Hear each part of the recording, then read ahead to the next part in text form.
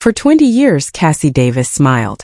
Through every Tyler Perry production, she played the loving aunt, the church mother, the heart of every family. But behind those warm hugs and gospel songs, something was breaking. At 61, she's finally ready to talk about the handshake deals that left her trapped, the creative fights that almost ended everything, and the moment she nearly walked away from the media empire forever. The story will change how you see her forever. Cassi Davis was born on July 31, 1964 in Holly Springs, Mississippi, a small southern town where everyone knew everyone. Life was quiet, hard, and deeply rooted in church, family, and tradition. She grew up with 3 siblings in a home where faith wasn't just talked about, it was lived. Her parents, though she rarely names them, taught her to believe in God, work hard, and never forget where she came from. Entertainment didn't come from television or fancy outings. It came from church choirs, gospel music, and the stories passed around during Sunday dinners. Even as a child, she knew she was different. There was something inside her that wanted to sing, to perform, to move people. She first discovered her voice at age 5, standing in the middle of her church's wooden floor, belting out gospel hymns that echoed through the walls. That moment shaped her entire life. The music, the emotion, the way people responded. It lit a fire inside her that never burned out. Her parents recognized it immediately and encouraged her every step of the way. Singing in church didn't just teach her about music, it taught her how to feel what she was singing, how to speak straight to the heart without saying much at all. That's what made her special. When she graduated from Holly Springs High School in May 1984, she wasted no time chasing her dream. Just 7 days later, she left her hometown and moved to Atlanta. She had just turned 20. Spelman College had accepted her on a partial scholarship to study music.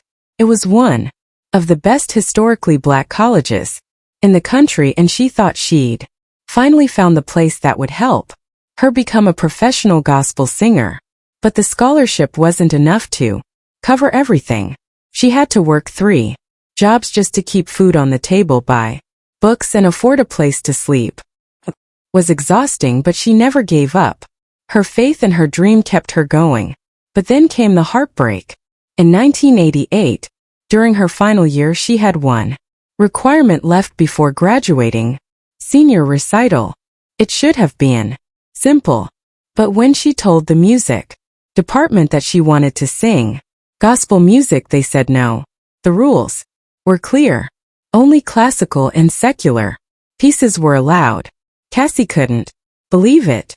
This was everything she stood for.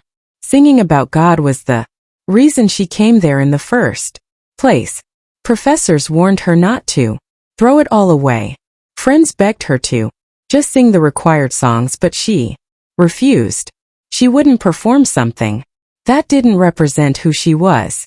And so she walked away just one credit short of her degree. She told them that one day they'd regret it and give her an honorary degree. But deep down it hurt. Her family back home was stunned.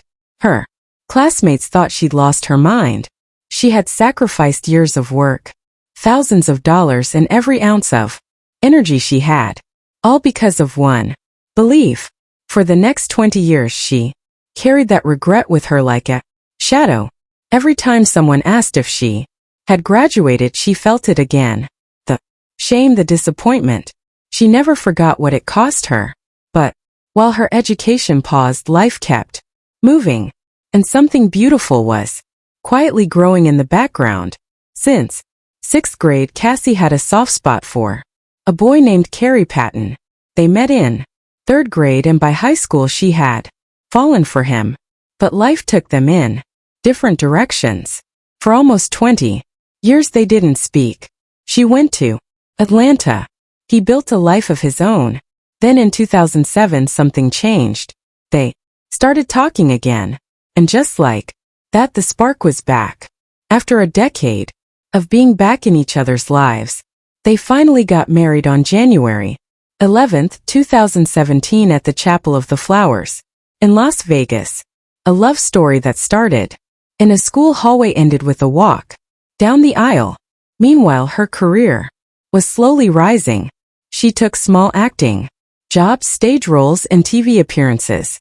And in the 2000s, when Tyler Perry cast her in his productions, everything changed. She became a household name. Audiences loved her honesty, her warmth, and the way she made Faith feel real on screen. But even as the applause grew louder, the voice in her head reminded her of what she left behind. Then in 2008, she decided it was time. At 44 years old, Cassi Davis returned to Spelman College. She had already started paying off her old student loans, not even knowing if she'd be allowed back. But she was ready to finish what she started. That year, she completed the final requirement that had haunted her for so long. And on May 17, 2009, she stood in her graduation robe at Spelman's 122nd commencement ceremony, held at New Birth Missionary Baptist Church.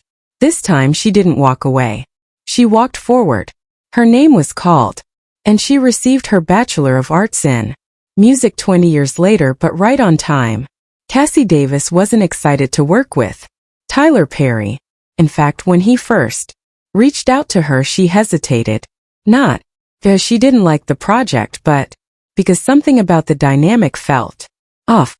At the time, Perry was becoming a rising star in black theater, building his name through stage plays that mixed laughter with real-life lessons. He was looking for actors who could carry that emotional weight. Cassi Davis had already built a solid resume on television with appearances in shows like Living Single, Kenan and Kel, and Married with Children. She wasn't used to live theater, and the idea of stepping into Perry's world felt strange, maybe